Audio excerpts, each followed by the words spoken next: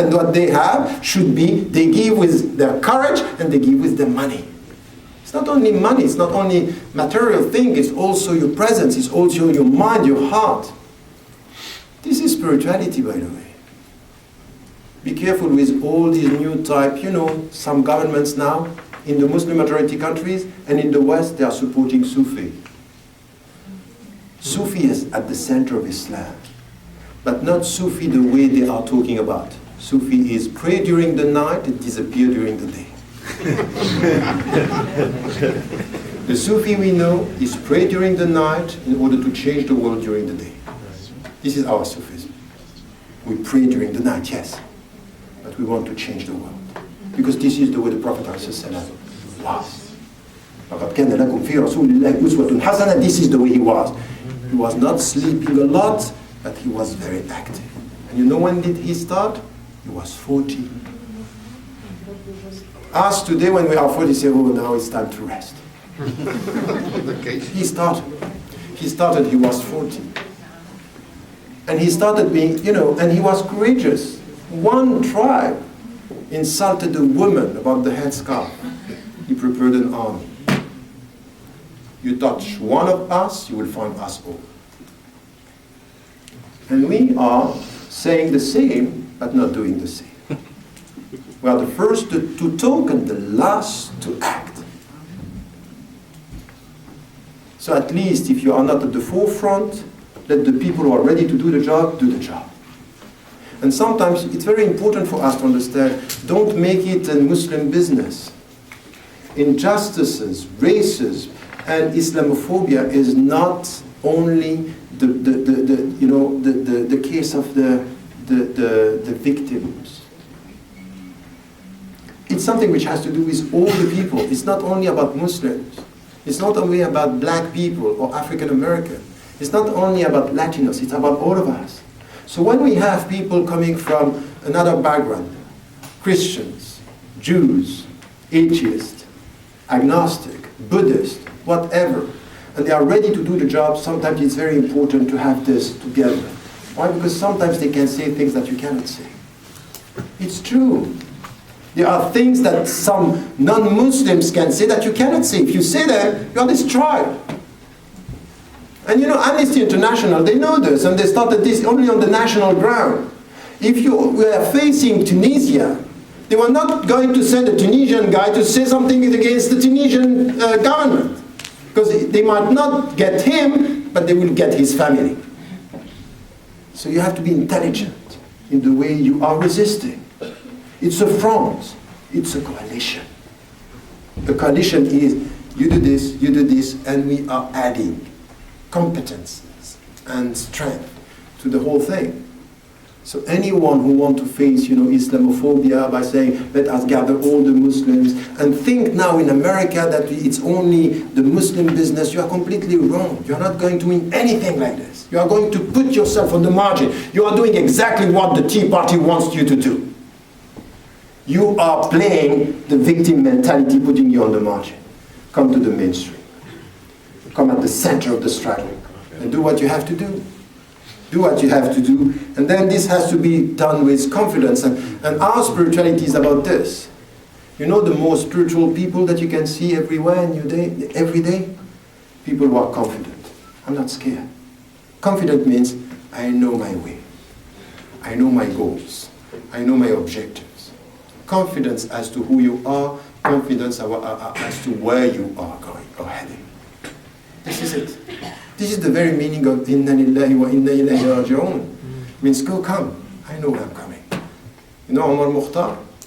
You remember in Libya when he was arrested by the people, the Italians said, I'm going to kill you.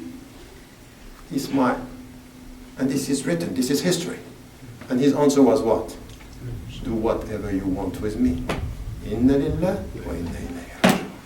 You are but a means, you are nothing more than that. What do you think you Do you think you can kill me? You think you can kill me? Inna lillahi wa inna ilayhi raji'un. Come. This is courage. This is spirituality. This is dignity. This is the way we have to be, but with wisdom. No violence. No violence. Wisdom is powerful. Wisdom is power. And words are enough to change this country if you know how to use them. But as it was said, it's a struggle. It's a real jihad. So if you want to live a spiritual life without facing jihad, forget about it. Spirituality without jihad doesn't mean anything. Anything. Because you know that when you enter the realm of الروحانية الربانية كونوا ربانيين, it's the very understanding is that you start the struggle. And the first is yourself. The first is your own ego. How are you going out of your ego to serve the people? As it was said, Aziz al-Bayhaqi, the best among you is the best for humanity. So we have to come with this understanding of what true and real spirituality is, with this commitment, and this the way also we are courageous. And the last thing that I wanted to say is, I'm serious about this. I started by saying this is our country. And you are here in this room and you can see 99% of the people in this room are Muslims. And 99% of the Muslims here are almost coming from two similar backgrounds. Some are coming from the Middle East, some are coming from Asia, Pakistan, Bangladesh, some are lost in between. Some are converted to Islam. And still, even within our community, we have a problem. It's too much cultural. It's too much the countries of origin. There is something that we have to reform as Muslims in this country. We have to stop recreating communities based on the countries of origin. We have to start now having something within our community where the African American are with the Arabs, or are with the converts, with one condition. It's not only enough, people are saying, look, we are all together. No, we have to go further than that. Further than that means we have to be serious about the fact that Islam is against any kind of racism, any kind of second or second-class Muslims. That's not possible. So anyone who is an African American, or is a convert, or is an Arab, or an Asian, you have to struggle against your own potential racism in your mind by making him or her equal to you. The first struggle is here. And if you want to know if you are open-minded, because once again, it's very easy tonight to be open-minded and say, of course I don't have a problem with black people. I don't have a problem with Asian people. I'm going to ask you a very simple question. What if he or she comes to ask your daughter and your son? That's the good question. I like the black, but not my daughter. I like the Arabs, but not my daughter. We have problems in our community about this, but this is serious. It means that in our mind, the Islah, al-Fahm, start here with our community, but it's not enough.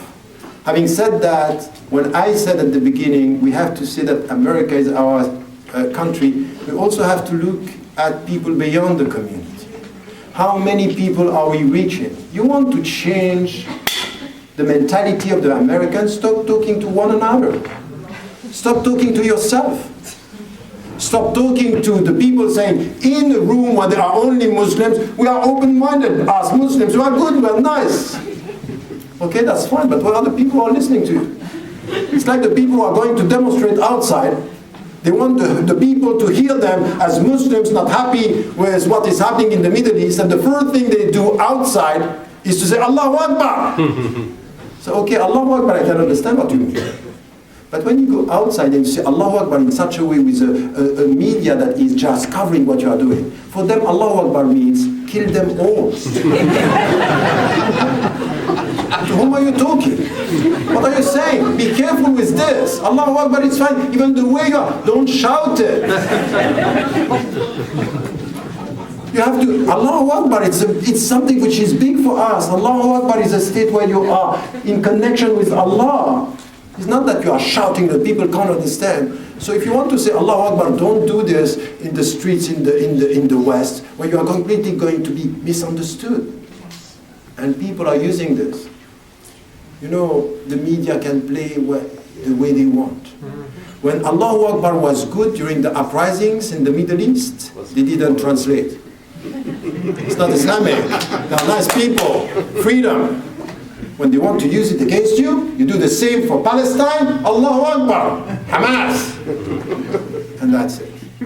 You said the same thing, it was recorded in different way. So you have to think about this.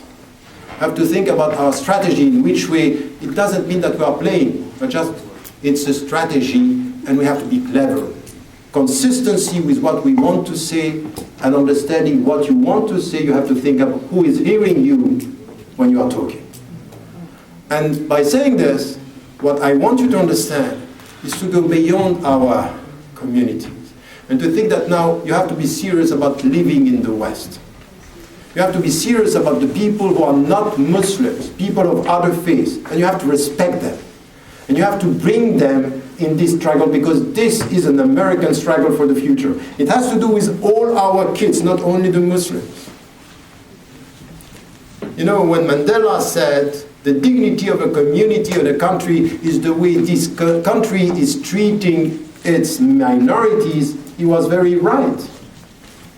And then the minorities should not play the minority role by saying we are minority. No, it's over. You know, when I speak in the West, I'm always saying, don't talk to me as a minority. I'm not a minority. My values are majority values. My citizenship is not a minority citizenship. I'm not here as a minority. You can speak about religion, that's another thing. But if we speak about values and citizenship, we are not minority. We are people in this country. And then when we are saying this, we need to show it by being connected with people who share our values, who respect, and even some people who don't know us, who are ignorant, we should open up. And this is the future. This is the future when it comes to this. Because the last point that I wanted to make is, when you are dealing with emotions, we may have the legal framework. The legal framework is going to be read in a way which is completely discriminatory if the people are scared. If they don't trust you, they read the law in a way which could be discriminatory. It's not coming from the law. The law are clear, but the reader is a problem. You know, the law, it's exactly the same. When the people are saying, we have a problem with the Quran. My answer to people are saying, the problem is not in the Quran, the problem is in the readers. The way they read the Quran. Have the same with the law. When the people are scared, the way they are going to read the law could be targeting you. So let us be consistent with all what we are saying. And inshallah, 3 things. The 2 legs. Being courageous, give from yourself.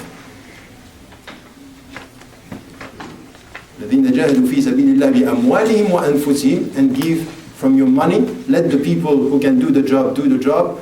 And for you, try to be consistent with some of the values that you are preaching. No discriminations within the community. Being open to people coming from different backgrounds. Ask yourself the way you were treating, or you would treat someone who is coming to ask your daughter or your son. Are you ready for anyone, as long he or she is pious, right, and a good person? Are you ready for that? I'm not sure. Second, try to be open with people coming from other traditions, and make this struggle the struggle of a nation, not the struggle of a community. And at the end of the day, remember, our contribution to our countries in the West is to serve and to help these societies to reconcile themselves with their values. At least let us be a mirror that is reconciling the societies with our values. And this is the way, as Muslims, where we can be very, very active and very efficient in this, if and only if we understand the very meaning of what our spiritual life is, inshallah. Wallahu a'lam wa a'la wa ahkam. Wassalamu alaikum wa rahmatullahi.